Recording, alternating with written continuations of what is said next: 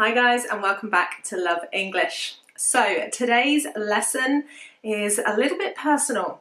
It's something that actually drives me a little bit crazy. Grammar mistakes. But it's not about grammar mistakes you non-native speakers might make, but it's about grammar mistakes English native speakers make regularly, both in spoken form and more commonly actually written form. So in today's lesson, I will focus on the top 10 mistakes that native speakers make. And hopefully you will be able to avoid making these really simple but annoying grammar mistakes yourself. Now, if you are worried about making grammar mistakes, as I know many of you are, then it might be worth getting an English teacher. And the sponsor of today's video, Italki, are there to help you with exactly that. Italki provide a database of language teachers. They teach all kinds of languages, from obviously English to French to Spanish to Italian. And with the link below in the description, you can sign up with them and get $10 of free Italki credits. Now, the most important thing, of course, when you have an English teacher is that they are qualified, they are native, and of course, for many of you, you want them to be affordable.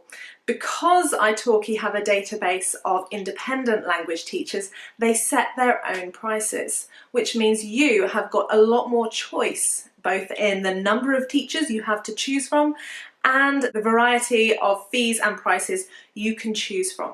So hopefully you'll be able to find a teacher that suits both your language learning needs and your budget. It's a great way to help you boost your English and maintain that motivation to study. So don't forget, at the end of the lesson, click the link in the description box to go through to the Italki website, where you will get those $10 of free Italki credits when you sign up. Now, on with the lesson. Right guys, before we get started, don't forget you need to click subscribe and sign up to get notifications. Click that notifications bell until it looks like this. That way you will be notified as soon as Sabrah or I upload any lessons.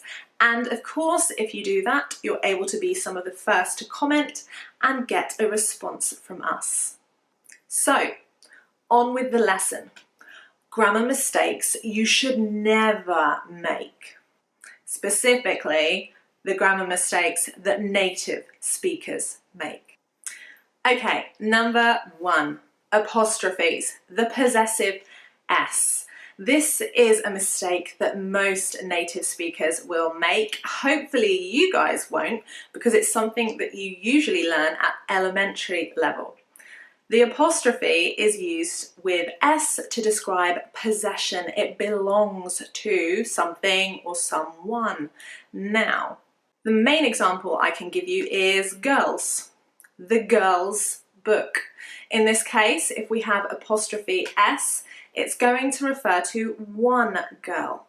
But if we have the girls' book, or books, makes more sense, it's referring to two girls or more, and this comes after the S. The mistake that many English people will make, they might not include a possessive S at all. They might just leave out the apostrophe and add S, in which case it is just a plural. Or they will misplace the apostrophe. So sometimes they will actually just add an apostrophe where it's not needed. The horses are in the field. Why do we need a possessive S there? I don't know, but you will often find English people just take a guess where to put the apostrophe. Now, number 2, homophones. This is a homophone problem that leads to mistakes in writing. Your or your. Did you notice the difference in pronunciation there? No, you probably didn't, because there isn't one. Homophones are really irritating. Very annoying in English, especially for non-native speakers, but for native speakers it often means that they make grammar mistakes. So remember, your is you are. So we need an adjective probably. You're happy, you're sad. Or it could be present continuous. You're eating, you're dancing, you're driving. You are. But your, as in Y-O-U-R, is possessive. It belongs to you. So your brother, your car, not you are a car. What else? Your house. It's possessive. So remember, next time you're texting really quickly and predictive text might get it wrong, correct it. The other thing you should not do is write you are, as in your.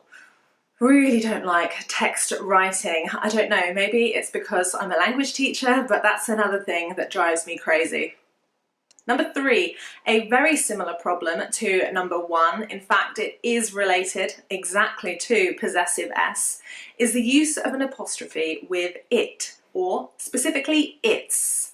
Now, its, it, apostrophe S, is actually going to be a grammatical structure. It will either be it is or it has with the present perfect.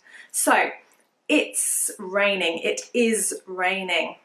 It's done, it's finished. In this case, we're using the present perfect. The mistake that people often make, even if they are a native speaker, is to add the apostrophe when it's not needed. Basically, they think, because the rule is possessive S with an apostrophe, that if they add that, it's a possessive. In fact, this is an exception to the apostrophe rule. When it is possessive with its, you do not need an apostrophe. For example, the sofa looks great with its new cover. The sofa looks great with its new cover. Again, I can kind of understand why people make this mistake because it is actually an exception to that possessive S rule. Okay, number 4. Possibly the grammar mistake that irritates me most when people make it. I almost want to correct people when they text this to me. Should of, could of, would of, might of. There is no such structure in the English language. It is in fact have, could have, would have, should have, might have. If any of you have studied conditionals or modal verbs, you will know that we need the infinitive form of the verb after. In third conditional, we use would have done, could have done to refer to a past regret. But in English, this suddenly becomes of when people are writing, particularly quickly, particularly those people that have not studied the grammar before. Why do you think they make this mistake? Why would somebody write would of? Listen very carefully. I would have gone to the shops. I would have gone to the shops. It's that contraction, the contracted form of have when we speak. Again, English is so much about sounds, and sounds change very quickly when we're speaking. So people that haven't studied the grammar will think that this is of and not of. So remember and correct any of your British or American native speaking friends next time you see them text of, should of, could of, would of.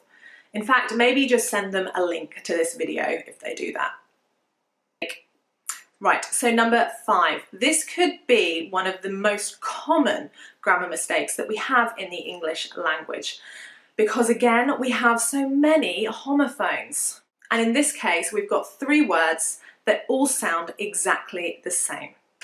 There, and there. Now, there is talking about possessive, belonging to a group of people. Their house, their children. There is talking about a place over there, in that direction. And there, they're happy, they're sad, they're eating, is referring to the grammar structure they are doing something, or they are plus an adjective to describe a state. They're happy. So, number 5, be careful how you use it. If you would like to focus more on this grammar point, then you can follow the link in the description or above to a lesson. It's a little bit retro that I did maybe a year and a half ago. It's one of our early lessons, but I think quite an important one. So make sure again that you correct your English speaking friends if they get this wrong. Number 6, maybe I should have just made this a lesson on homophones. To, and to. Pronunciation, all the same, however, very, very different meaning. Of course, 2 is a number, so the mistake here is less frequent. What you will often find is people don't know how many O's to put on 2, so it will either be 2 or 2. Now, T-double-O is in addition, also. He came to. I like you too. Or it could mean a lot of. I ate too much chocolate. But the preposition to is a dependent preposition. So I want to do something. I like to eat. Usually followed by a verb in the infinitive form. Pretty simple. You should be able to correct that one yourself if you didn't know it already. Number 7, again, something that is related to the pronunciation. Then and than. Then and than. Pay attention to the position of the mouth to make the sound correctly. Then, than. Than is referring to a comparison, so we use it with comparative phrases. He's bigger than her. He ate more than me. But then is referring to time. It's talking about the next thing you did. We went out, then we went to McDonald's. So it is indicating something in time, step by step. Often in IELTS Part 1 for processes, you would use then. You mix the chocolate, then you pour it into the container. So indicating time rather than comparison, which is than. Number 8 is a great mistake. It's not a great mistake, it's a bad mistake, but it's a funny mistake because people usually make this because they want to sound more intelligent. Native people think that if they use this, they're going to sound more intelligent. Myself, himself, herself. Reflective pronouns. Now, for those of you that have studied reflective pronouns, you know that we only use them when the subject and the object are the same. So, I like myself. Okay, now, in English, people in business situations, in formal meetings, they might use this to sound a little bit important. I myself think, well, you might do, but your grammar's appalling. So don't use reflective pronouns just whenever you feel like it. There is a specific rule for when to use them. So he has done it himself. She has paid herself. There you can see subject and object are the same. Don't overuse these reflective pronouns like native speakers and sound, well, a little bit silly. So number 9 is exactly the same reason as number 8. Native speakers want to sound more intelligent, and this can often lead to making silly grammar mistakes. So, who and whom, both referring to the person, both a relative pronoun, but whom is specifically used when you have a preposition that precedes it, so a preposition that comes before it. If you're on the telephone in a formal situation, to whom am I speaking? Rather than who am I speaking? So we've moved the preposition back to sound more formal. It is very formal situations. I wouldn't recommend you use it unless it is a business situation. Perhaps you're working for a company and answering the phone. then it might be okay. Certainly don't do it if it's someone that you know. Or in emails and letters, you could write to whom it may concern. In this case, you don't know who you're writing to and you want to make sure you sound formal and polite.